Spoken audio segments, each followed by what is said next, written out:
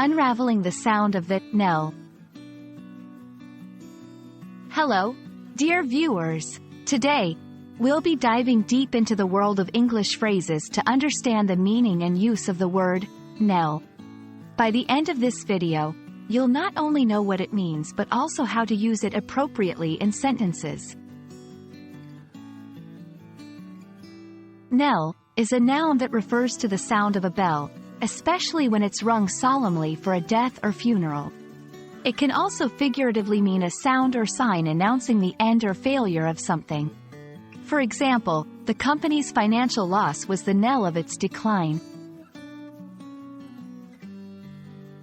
It's fascinating to know that the word knell has Old English origins. It was derived from the word knell, which also referred to the sound of a bell. Over time, its pronunciation and spelling evolved, but the core essence of the word remained intact: the ringing of a bell, often in somber circumstances. Understanding a word is great, but knowing how to use it in sentences is even better. Here are some examples.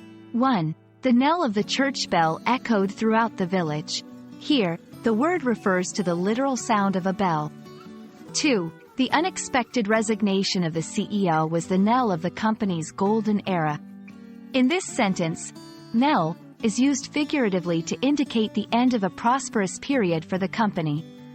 3. The sudden silence in the room was the knell of our joyous gathering. Another figurative use, suggesting the end of happiness in that gathering. And that wraps up our deep dive into the word knell. We hope you found this explainer informative and can now confidently use knell in your conversations. Remember, language is a beautiful tool, and every word has its own story. Keep learning, and until next time, happy studying.